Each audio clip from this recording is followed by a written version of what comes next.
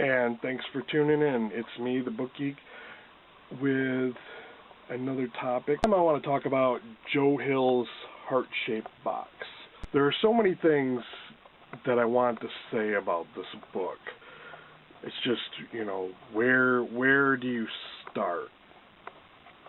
I feel like I need to list Joe Hill's credentials, because I think some people don't know who he is, and I think it's kind of important somewhat. I'm going to make this brief. Quick rundown. Joe Hillstrom King, he is Stephen King's son.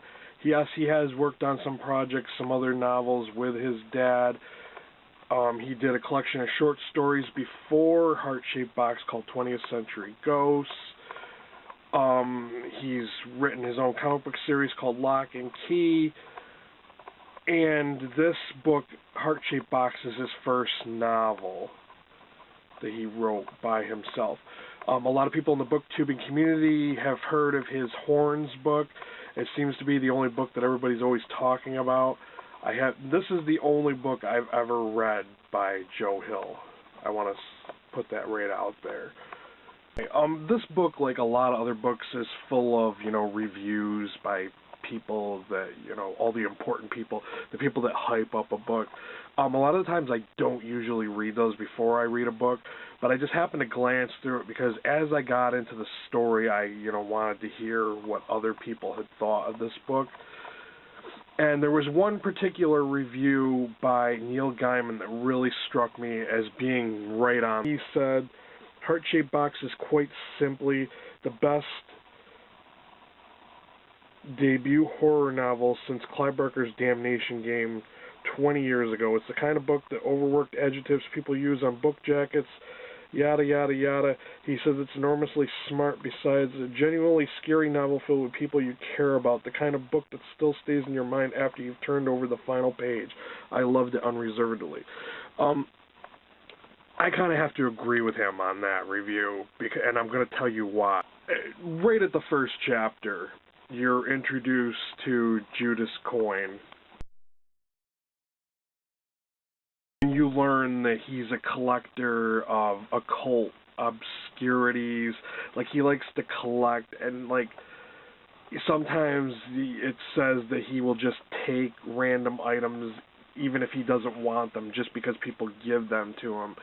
And you kind of learn a little bit more about this character. He's an Ozzy Osbourne type rock and roll star who discards people in such a way that when I first started to read about him in the first couple chapters, I was like, oh my god, you're such a douchebag. Like, I really, really did not like the main character to begin with. I will have to admit that after reading the first chapter, it was really reminiscent of his dad's classic, first works. And after I got into a few chapters, probably about my third chapter, I was thinking, oh, but you have surpassed him and you are a little more darker and twisted than he is. Okay, so, when I first picked up this book, I was thinking it's just a ghost story. But it is so much more than that. Being that Judas Coin is a collector of occult items, he is kind of tricked or lured into buying this ghost. That is the plot of the story, that he is tricked into buying a ghost.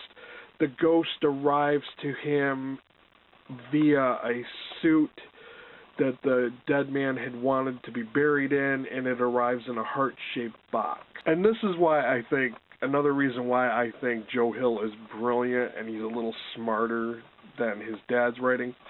The heart-shaped box becomes a metaphor, and that the suit, like a box of chocolates that you would give to a loved one, contains some things that you don't necessarily know what's in that box.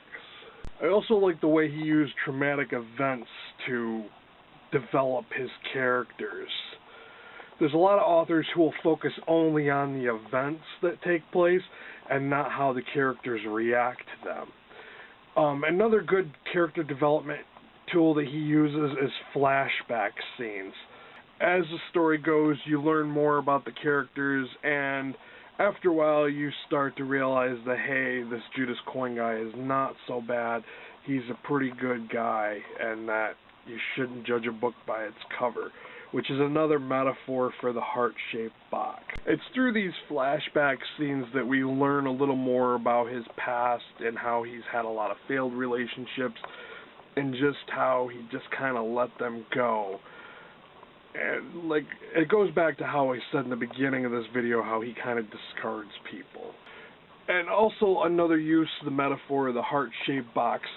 This whole event, the trauma of what is occurring, kind of strengthens the relationship that he has with his current girlfriend, and it helps them develop a little more because they were almost on the outs in their relationship. So it's another metaphor for the heart-shaped box. You are a brilliant one, Joe. As we get closer to the climax of the story, closer to the end of the book, we see that things are not what they appear to be, and the reason for the haunting will totally flip you right around as you're like, wow, I did not see that coming. Another reason to say, don't judge a book by its cover. The true villains are exposed, and their real motives, too. After having read this book by Joe Hill, it's making me want to check out the rest of his stories. I'm really anxious to check out his short story collection, 20th Century Ghosts. I think my last book to read by him will be Horns, since it's got so much hype in the booktuber community, so that one will be my last one to read by him. But I could definitely see this book being turned into a movie. I could see somebody like Rob Zombie playing Judas Coin. I loved this book. It was so much better than I anticipated. It was so much more of a story than just being a ghost story. So I hope you guys check out this book. I hope you like it. And I hope I gave you a good enough impression of this book without revealing too much. I tried to do this with no spoilers.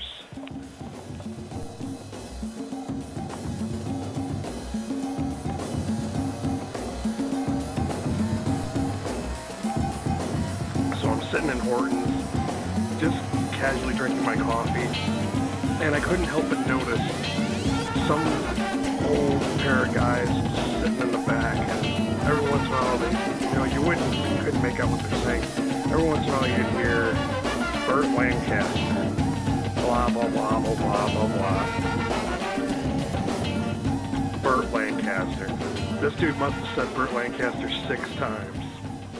People are fucking weird.